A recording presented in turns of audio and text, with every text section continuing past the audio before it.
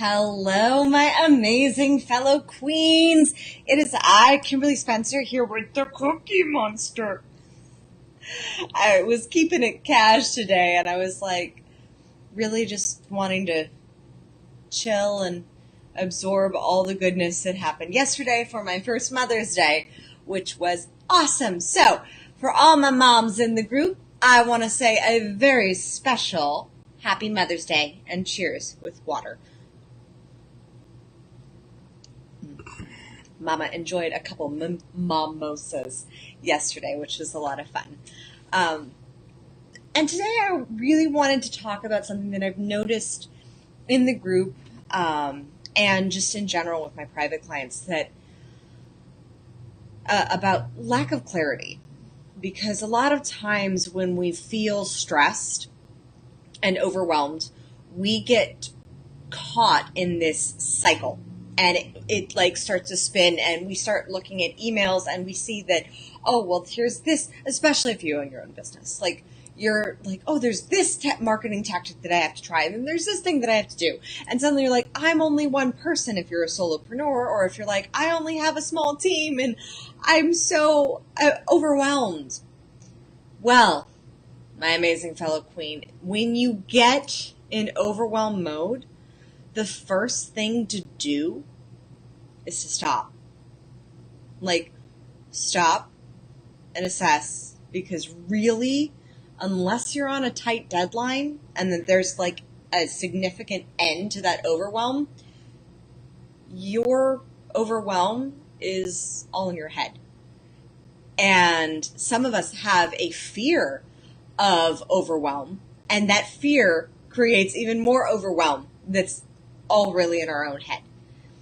Because a lot of times overwhelm, the structure of overwhelm, it's just too big of a chunk size. Like, and you know from zooming in and zooming out about chunk size. So if you chunk up, or as I say, zoom out, because I'm not the biggest fan of chunks. If you zoom out and you see that all the stuff that you have to do, and it's like all this stuff, and it gets overwhelming. The way to chunk back down is to focus on what specifically are you getting overwhelmed about. If you're in the middle of doing something new, there's a lot of new things and a lot of new steps that you have to do. However, the question to ask yourself is, what specifically do I have to do right now? What specifically am I lacking clarity on? What specifically and how am I lacking clarity on it? Am I lacking clarity on the execution of it? Or the process of it? Am I lacking clarity on what the outcome's going to be, or what my goal is for the outcome? Am I lacking clarity on what's going to happen, on what the next step is? And if you catch yourself realizing that you've been lacking clarity on what the next step is, then finish the first one that you're on. And that helps you get back on track. And Cookie King agrees.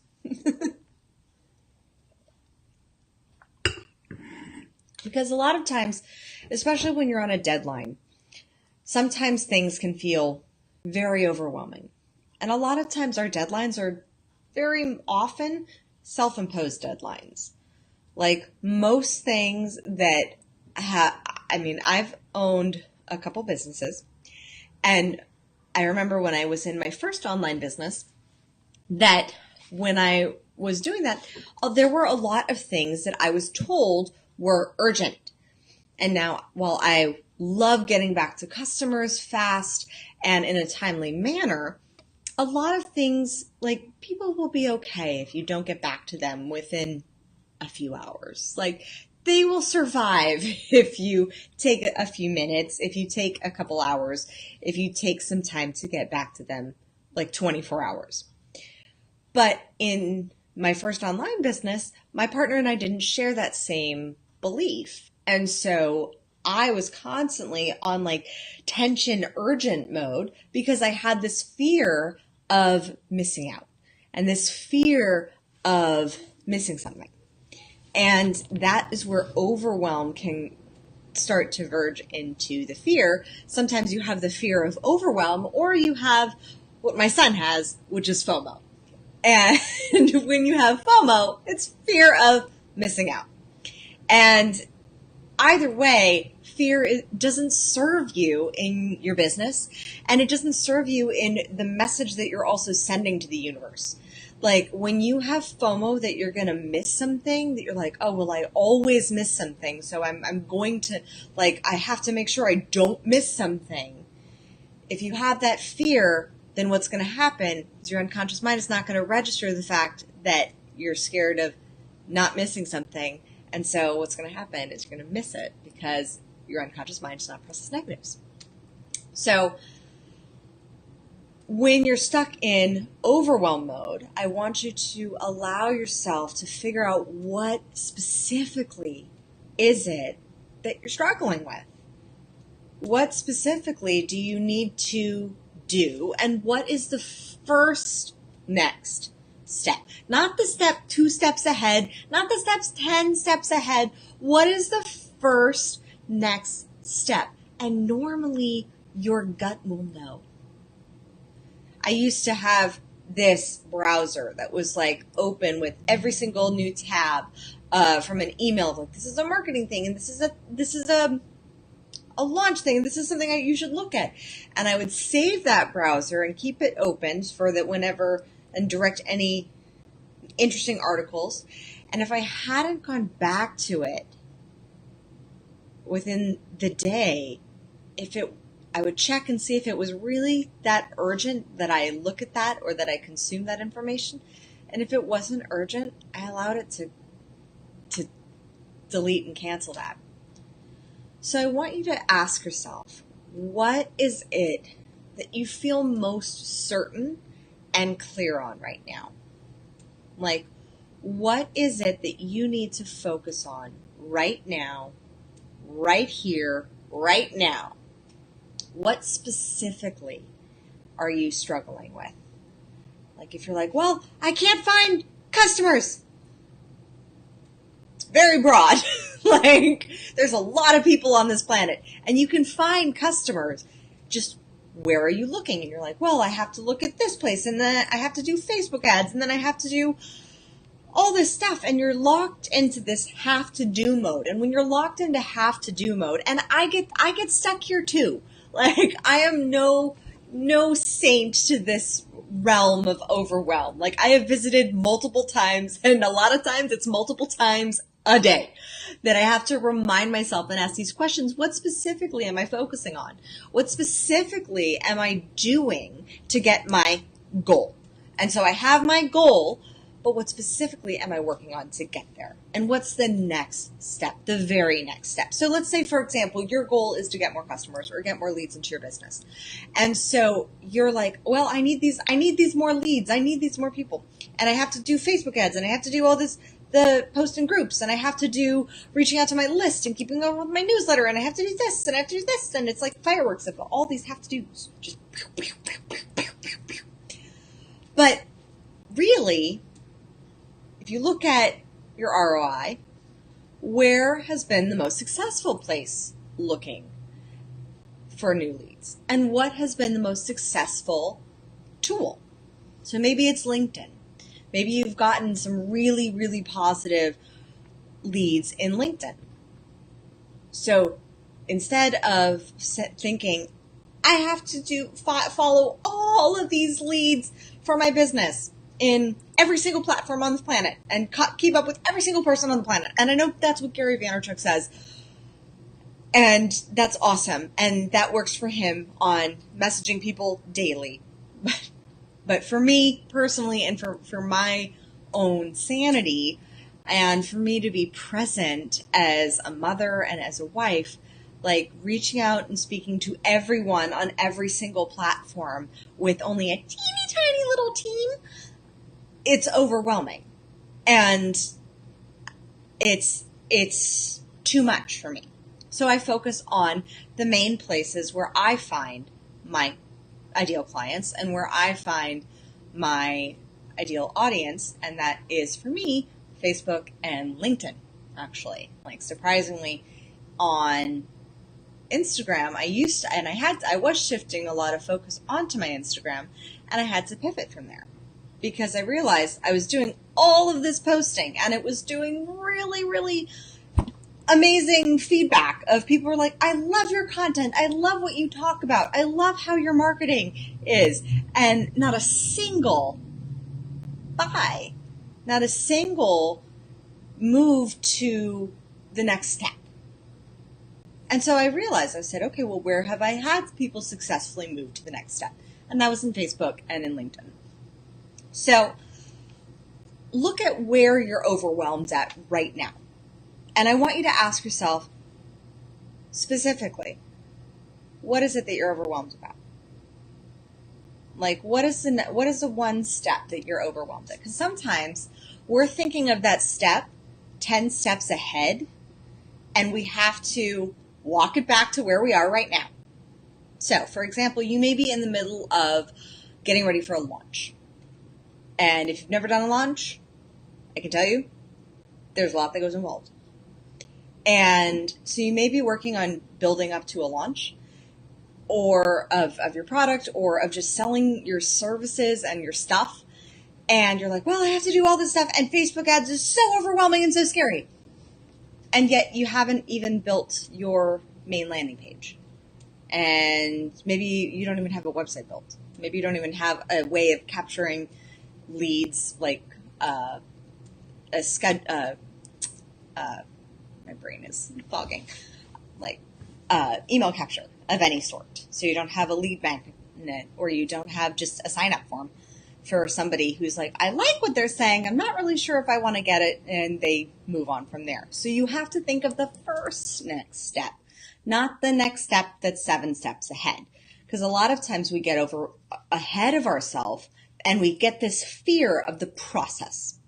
And we have a fear of the process that we're going to be going into because we know on step number 17, there's a step that we don't know. Or there's a step that's really, really like, you know that there's going to be a learning curve for that. And so when you see that step, ask yourself, assess where it is in the process. If it's step number 7, then address it when you're at number 6 and you finish number 6. And then you're like, okay, moving on to number 7.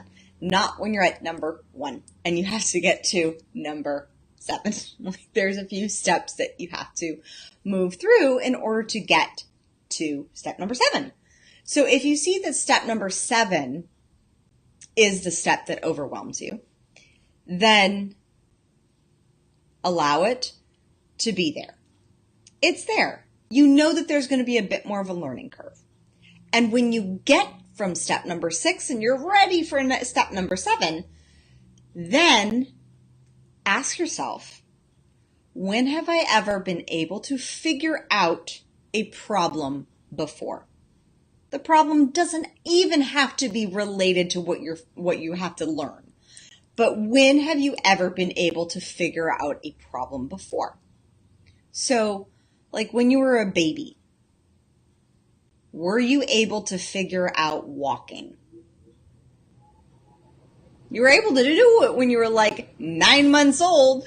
So what if you were able to figure out that problem of how do I crawl? Like I've watched my son do that, and it was such a fascinating process because he went from like, how do I lift my head up to how do I move in a way that allows me to move, and getting that cross crawl action with his body. And so in his learning of that, I demonstrated, I showed him how to do it. I modeled it for him. I even moved his little arms and legs so that he could kind of get the feel for how that goes. But for the most part, it came from the act of practicing and from watching. So when you get to that step, that's that overwhelming step that feels like in the process, you're like, it's too much.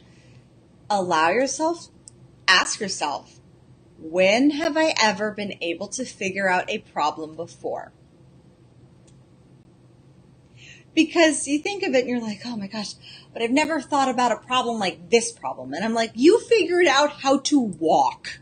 You figured out how to crawl, how to walk, how to put food in your mouth. Like, these are all processes that now as a mother that I'm watching my son do, like, these are all challenges. Like, it's a challenge for him to learn how to put food in his mouth. Like, he doesn't have that yet. But a lot of times as adults, we project that and we're like, well, that was when I was a baby. Yeah, well, that was when you had like your brain was like a sponge. Your brain is still like a sponge. But when you were a baby, like, you had no resources. Like, your main resources was learning and modeling from your parents or from your whoever raised you. So looking at asking yourself that question before you jump on to step number 7, that is a scary, overwhelming step. Ask yourself, when have I ever been able to figure out a problem before? Were you able to figure out how to get on Facebook? Like, there was once a time when you didn't know how to log into Facebook. There was once a time where you didn't know how to do a post on Facebook. And if you're here now and you're watching this live stream, then you know that you can figure out how to do some things. In fact, you can figure out how to do most things. So ask yourself that question, because you'll start to realize how many things you've learned along the way of however many years you've been on this planet. And then, once you realize that you are able to figure things out because you do have a very skilled brain and it is able to put pieces together, then you take that lesson and you say, okay, how do I apply figuring this out here? And if there's multiple steps in step number 7, then break that task down into the steps that you need to in order to get from the step 7A to step 7Z. And you'll figure it out. And then go step by step by step, one step at a time. So if you're feeling like you're lost in a lot of overwhelm, or you're feeling like you are struggling with too many things on your to-do list and feeling like you get nothing done, then first ask yourself, what is the first thing that I have to do next? Where is that step that I'm really scared of? Where's that step in the process that I'm actually the one that I'm really scared of? Like, the first time I ever did Facebook ads, I was scared of that. I'm still a little scared of that. The first time I ever coached a client, I was scared of that. But you learn as you do. You learn by watching and you learn by doing. So if you get to step number 7, and step number 7 is the one that overwhelms you, and you've broken that step down, then how else do we learn? How else do we learn as humans? We learn by modeling. So what modeling is looking at somebody who's been there, who's done that step, or researching and seeing, somebody who's obviously written an article about it or who's filmed a video on it. There's somebody who's probably done the step that you need to do. So for example, like, you're looking for how to find a really good new job. And you're looking for, how do I get like the best referral emails, like the best references? You go to Mr. Google or Mrs. Google and you ask her, how do I find references? How to write a reference letter? How to ask for references in a reference letter? Like, you just Google it and take that next step. Does that make sense? Let me check, because we're on widescreen. I want to make sure I'm seeing comments, because I'm seeing likes, but I'm not seeing comments. So let me know if you have a question in the comments, because I'm inside the group.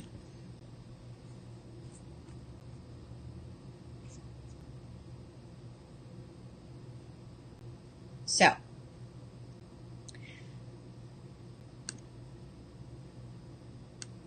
there you go. Lost my place. So now, also, sometimes when you're stuck in that place of overwhelm, a lot of times, especially when you're mired, so the structure of overwhelm is you're thinking you're way too high of chunks. Like you're super, super chunked up, zoomed out, and you're seeing everything that you have to do, and you're like, oh my God, that's overwhelming. When really, if you break it down, there's probably only about 15 to 17 things that you have to actually get done in order to move the needle forward. But then there's also the other side of overwhelm where, and it's not really overwhelm, it's more myopic thinking, where you get really trapped in the details. And it's like, you've heard that phrase, the devil is in the details, and that phrase has gotten ingrained in your unconscious mind. And so you're seeing all these little things that you have to get done. And you get through your day and you think you've been really productive, but when you look back 6 months from now or 3 months from, or a year from now, you're like, oh my God, I really didn't do as much as I said as I was going to do as I actually thought I was going to get done. And so that's where the struggle comes in, where you're like, but I thought I was busy, or even on a daily basis when you're like, I was doing stuff all day long. I was so busy. I feel like I was really productive. Now, that's where we get a little lost, is when we confuse our feelings with the data. So if you're looking at, say, for example, you want to get more clients in your business, you want to get more customers, and you're just starting out and you're wondering, okay, I feel like I have really done a lot in my business. And then a few months down the road, you're like, oh, I really didn't do that much. Like I really did not accomplish as much as I thought I would accomplish. Why am I not further along? Why me? Why me? Why me? Why me? Well, that's because you base your day's results off of your feelings and not off of the actual data. So if you're looking at the actual data for your business, how many emails did you ask? How many offers did you put out there? How many emails did you send out? Not like, hey, come meet me for coffee, but like, hey, I have a product. I think it's really amazing. I want to sell my soap to you, sir. I think your store would be a great business to have. Are you looking for some fresh homemade soaps in your lovely local business? Or I have this amazing product that I want to sell that it will totally help you increase your income up to 300%. Would you be interested in me training your clients or your team or your employees on this system? And if it's a no, then okay, next. No means next, or I'll get back to you. Like, let me circle back in a month and see if you still feel the same way. Like if your profits haven't increased by 300%, let's talk. That is a structure of follow-up, which is powerful. And B, that allows you to just keep going. So if you look at the data and you look at, okay, how many people did I actually reach out to have a conversation with about buying my product or buying my services? And you look at the data and you're like, it was like 5. And you're like, why do I have no customers? Well, I can tell you. I mean, I'm all about the law of attraction and manifesting amazing things into your life. And if you're focusing on why do I have no customers, you're going to continue to get no customers. So instead of getting your place into focusing on the feeling and then focusing on why me, because you've been focusing on the feeling, look at the data and look at, okay, how many people did I actually reach out to? How many people did I make my offer to? Same with if you're applying for a new job. Like, how many jobs did I actually apply for? And yes, I know sometimes this is time consuming. And I get it. But if where you want to go is really a value, this is how you assess if what you're doing every day is actually moving the needle forward. I had one client who was struggling in her business, and it was looking bad. And I get an email from her that was like, finally doing my bookkeeping. And I was like, lady, I get when you're struggling financially. I totally get this. Like, I totally get this. When you're struggling financially and you're like, I really don't want to look at my numbers. I really don't want to look at them because I know they're bad. Like, I know it's all red. It sucks. It's like, it's awful. Like, I get it.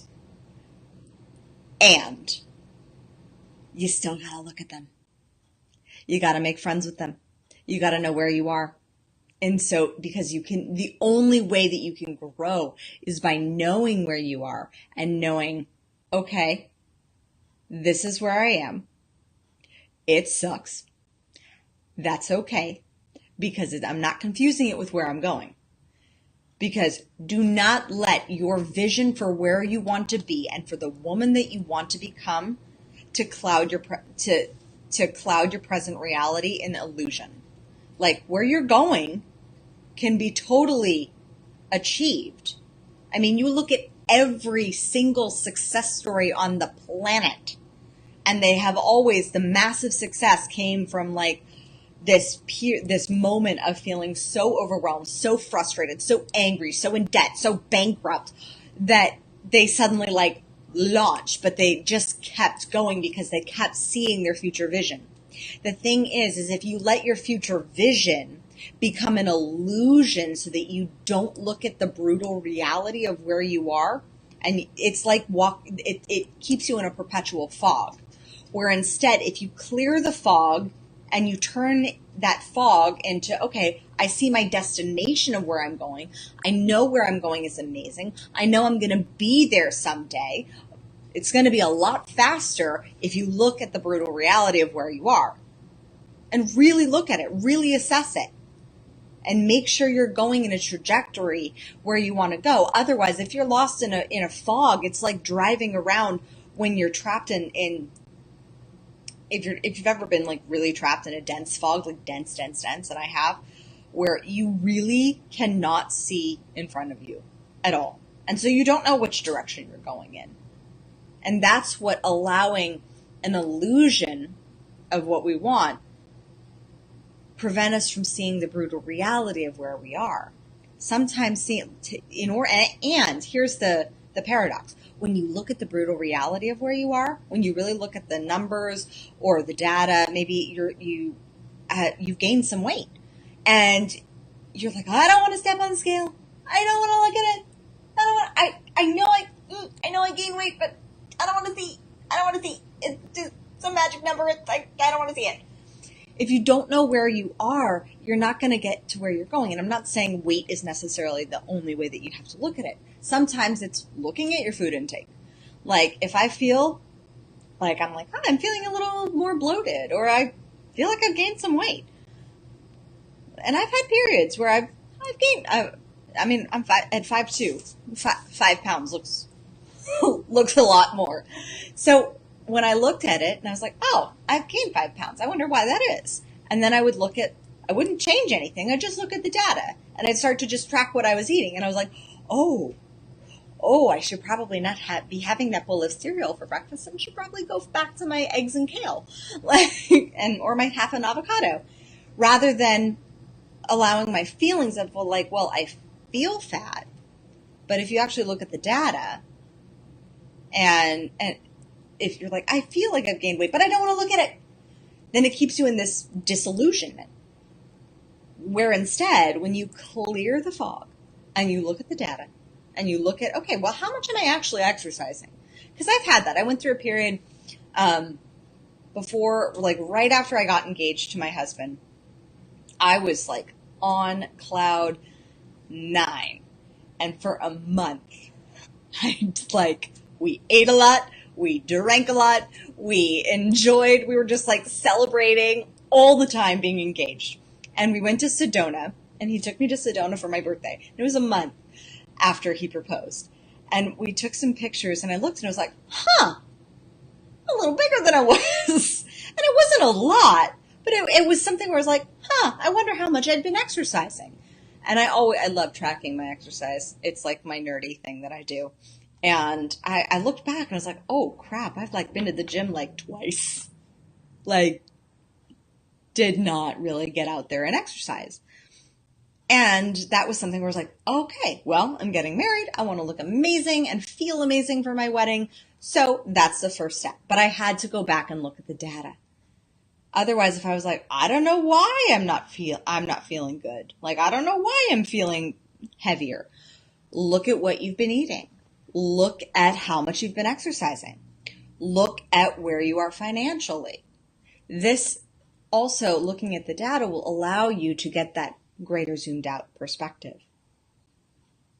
Because sometimes when we get too myopic in the day-to-day and we're like, well, I'm going to do all these things that may not necessarily be things that really move you towards your goal. You want to look at what your projects are. Like, what are the main things that you have to get done to move that project to done?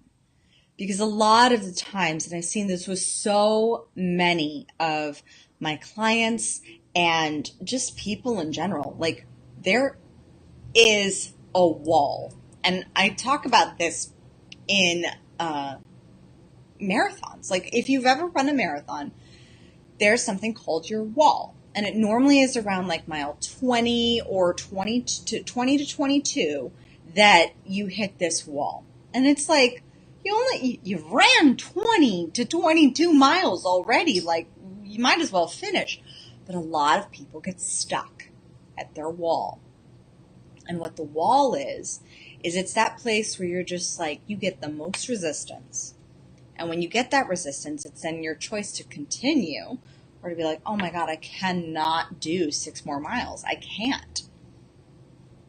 And so looking at, and a lot of people do this with their projects. Like, I see so many entrepreneurs. They're like, get this burst of courage. And they're like, I'm going to launch my blog. I'm going to do it. And then they do one blog post. And then maybe another one comes like a month later. But they aren't consistent with it. And so their wall, sometimes it's like the big thing of like, I did it. And like, it's like when you're in the middle of the marathon and you're like, I'm running it. And then you realize, I'm running a marathon. Like, I've got a bit more of a ways to go. So be aware of where you're hitting your wall. Sometimes that wall is you did all the things that you needed to do to change your career. And you're like, I put my resume out there. I changed my LinkedIn profile. I am so pissed off at work.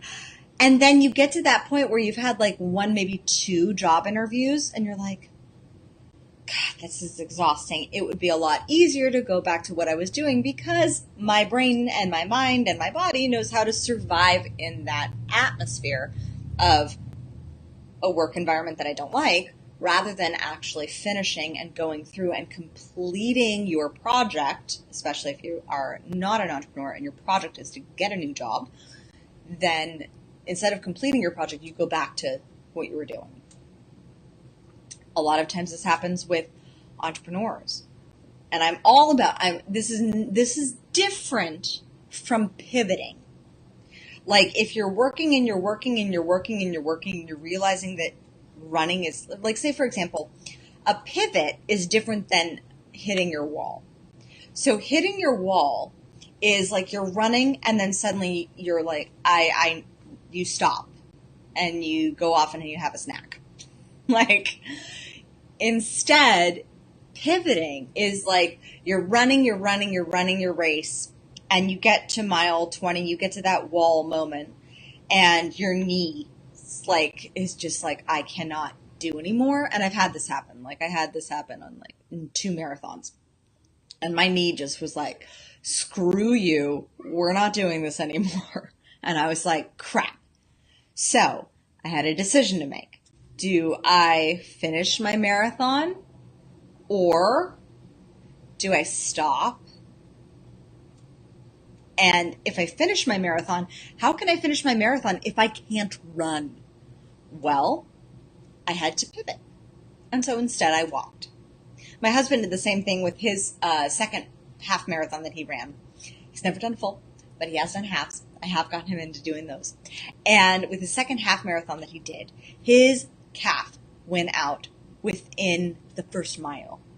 And he goes, okay, so it's my choice. He's like, I haven't gone 12 more miles. Like, do I just say, okay, I'll meet you at the finish line, honey, I'm going to go have a glass of wine? Or do I continue on and continue going and pivot after that first mile? And so how do you pivot? Well, he could walk. And so he was walking. And then he was like, okay, well, I'm getting kind of tired of walking and I don't feel like I'm going very fast. So he started to skip. And I don't mean that as in like he skipped out. He actually started to skip like a little girl, which I didn't know at the time actually boosts your testosterone.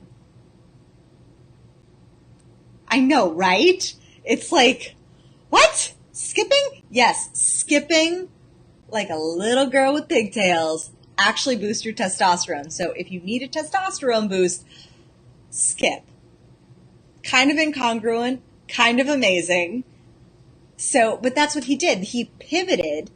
Instead of finishing the marathon one way, he finished it in a way that served him still, that allowed him to finish, but not necessarily running it. And I had the same thing too. Instead of running it, I walked it. Did not like walking it, but I walked it. So where do you need to pivot instead of hitting your wall? Like when you hit your wall, and if you hit a wall, or if you have hit a wall in your business or with your finances or with your relationships or with your body, like ask yourself, what do you have to do next? Do you need to enroll somebody for support? Do you need to get some support on your side? You say, okay, I've hit my wall. I need my walking buddy. I need somebody to walk the other 6 miles with me so I just get through. Do you need to say a mantra? Do you need to change up the music? Like, how do you deal with that wall? How do you deal with, sometimes it can be that just the energy of it. So maybe you're not running your own marathon in essence, but you are going out for jobs and you've hit that wall and you've applied for a couple and you're just like, it would be so much more easy if I just went back to this job that I hate, but it's soul sucking, but I can deal with it. Or do you move forward? So instead, what if you ask yourself, what's one more thing I can do? Remember, this goes back to one step at a time. So what is one more thing that I can do? What is one more email I can send out? What is one more person that I can contact to mentor me or to support me or to help me grow? What is one more person that I can ask to refer me? When you make that statement, you just take that next step, because that's how you finish a marathon. That's how you finish a project, is you focus on that next step. You don't focus on mile 24 and the steps that you're going to have to take then. You focus on where you are in the present and what is the one thing that you have to do. And that's both how you deal with overwhelm and how you deal with the myopic thinking when you're like, oh my gosh, I've been doing all this stuff, but it really hasn't moved the needle forward. And so let's see if there are any questions. All right, we have no questions for today. So that is all the training I have prepared for you. So when it comes to overwhelm, just to recap. Remember when you have learned to figure out a problem before. And when you first get overwhelmed, ask yourself, what specifically am I overwhelmed with? And then chunk down so that way you get the clarity that you need. Then, once you have that clarity, then ask yourself, what is the specific next step that I need to take? And if you're feeling yourself like you had this whole day and you feel like you got nothing done, And maybe there's been a few days or a few weeks that have gone by where you're like, I'm still not accomplishing something. Like, why do I not have more money in my bank account? Why do I not have more dates lined up? Why do I not have more pounds lost? Why do I not feel better in my body? Look at the data and not at your feelings, because your feelings are going to give you a nice, pretty illusion of where you want to be, but they won't necessarily give you a clear picture of the brutal reality of where you are. So, on that note, let me know in the comments below what you loved about today's training. Ciao! For more info on how to create a body, business, and life that rules, visit crownyourself.com.